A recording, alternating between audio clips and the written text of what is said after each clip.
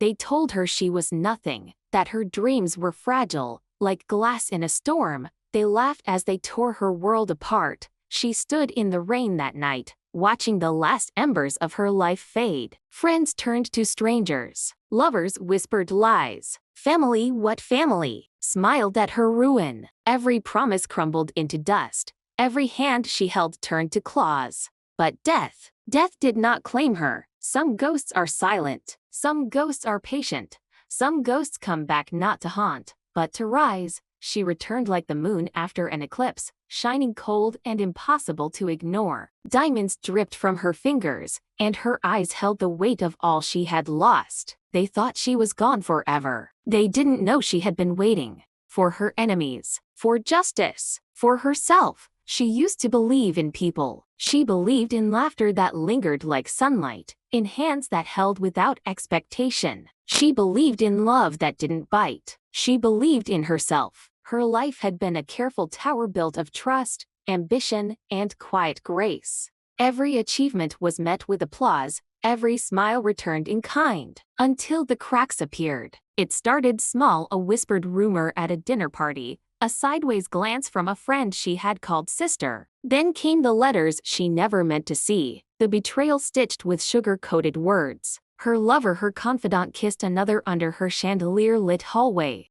Her closest friends, the ones who had toasted her dreams, raised glasses to toast her downfall instead. Business deals fell apart overnight. Jobs she had fought for were given to those who smiled wider, lied better. And the letters. Oh, the letters from anonymous hands, dripping poison into her mailbox, painting her as worthless, untouchable, unlovable. She walked the streets at night, her heels clicking against wet pavement, her reflection in the glass storefronts a stranger's face. Tears stung, not for the loss of wealth or power, but for the betrayal of hearts she had trusted. Every betrayal carved itself into her skin, invisible but aching. At home, the walls whispered the mockery she could not escape. Dinner invitations turned to empty chairs. Her laughter, once a melody, became brittle echoes in rooms where no one waited. She became the shadow in her own life, a ghost among living people. And then came the funeral. Her funeral. They thought she had left. They celebrated her absence. They spoke her name as if it were already dead.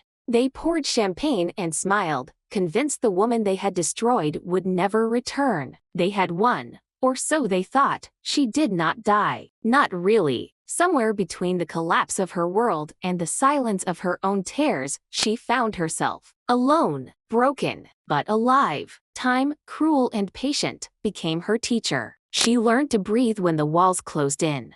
To walk when the ground beneath her fractured. To smile when no one watched. Every betrayal, every lie, every knife in her back became fuel, kindling a fire she did not know existed. Her reflection changed first. Once hollow eyes now gleamed with quiet intelligence. Her shoulders straightened. Her hands, once trembling, became steady instruments of intent. Her mind, sharp and meticulous, learned strategy, patience, and perception. She did not rush. She waited. She watched. She traveled to distant cities, learned secrets in whispers, traded knowledge for power, and slowly, meticulously, built a new life. Wealth came, not by inheritance or luck, but by the careful planting of invisible seeds. She became someone the world could not ignore, someone who held storms in her chest but were calm like a crown. But her power was not just material. She mastered herself first. Her anger was tempered into clarity, her sorrow reshaped into insight. Her loneliness became a shield, her patience a weapon. Every mistake she had made,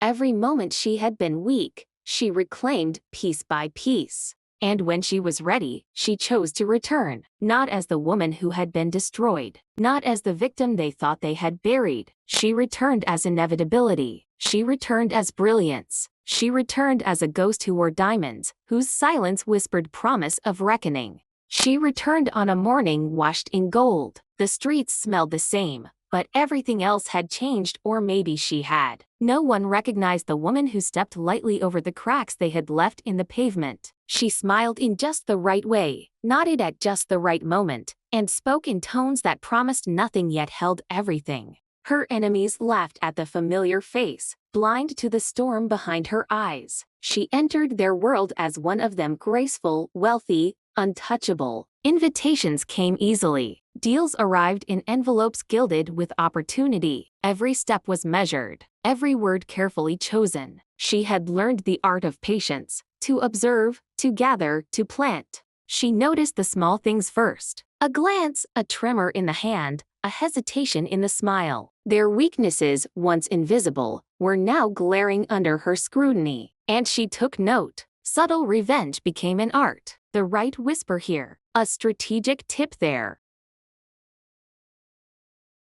Each small victory was a brushstroke in a larger canvas. Yet she carried no visible anger, no outburst, no fire. Calm enveloped her, the mask of serenity fooling all who had believed in her death. She walked into parties that once humiliated her, and everyone bowed to her presence without realizing why. She sat at tables that had once excluded her. She listened, she learned, she waited. And in the quiet moments, when the world thought she was smiling for nothing, she crafted her plan with precision. Every betrayal recorded, every slight remembered, every face catalogued in the theater of her mind. They thought she was harmless. They thought she had returned only to reclaim lost elegance. They were wrong. The ghost they had buried was alive, patient, observant, ready. And now, it was time to begin. The moment came quietly, as all perfect storms do. Deals she had planted months ago began to unravel. Alliances her enemies thought secure shifted with whispered truths. Contracts disappeared under her careful guidance.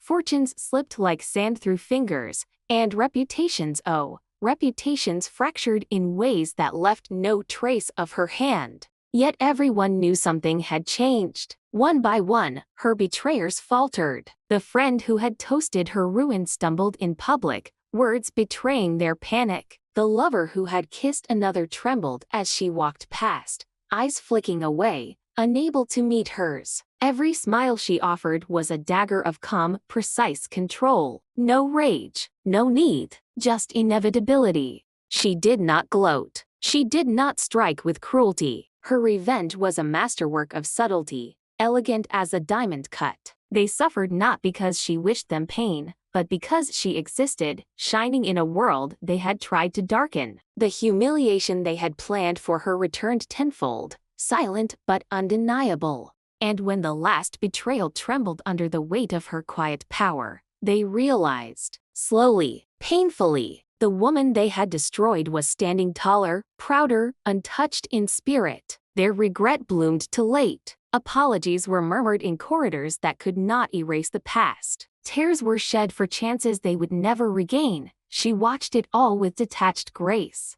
Every falter, every hesitation, every shadow of fear, it belonged to them. She had reclaimed her life not with vengeance alone, but with strategy, with intellect, with dignity. And in that reclaimed space, she found freedom. Her enemy's ruin was a mirror of her own rebirth, complete, irreversible, and elegant. She had won not by breaking them, but by becoming untouchable. They had built their world on lies. She had rebuilt hers on truth. And her world stood luminous before her. She walked through her world now, unburdened. The city hummed beneath her feet, familiar yet entirely hers. The streets no longer whispered betrayal, they sang possibility. Morning light streamed through her windows, soft and warm. She poured coffee into delicate china, a small ritual that felt like claiming life itself. Her reflection no longer haunted her, it smiled back, steady, radiant, complete. Love found her unexpectedly, gentle as a breeze and steady as the tide. Not the passionate, consuming fire of before, but a quiet partnership, built on mutual respect and truth. Hands intertwined, hearts aligned, they navigated life together. Each moment a reminder that trust could exist without fragility. She gave herself fully, not out of necessity, not to fill voids, but because she had learned her worth. Her laughter returned, richer, deeper, free from hesitation. Her evenings were filled with friends who valued her presence, not her possessions. She moved through rooms and markets, laughter and life trailing behind her like a cloak. Her past no longer held her hostage. She remembered every betrayal, every shadowed whisper, every knife in the back, but they were notes in a melody, reminders of strength gained, not pain endured. She forgave not because they deserved it, but because she deserved freedom. The diamonds she wore were not just symbols of wealth, they were talismans of survival, resilience, and grace. Every sparkle whispered,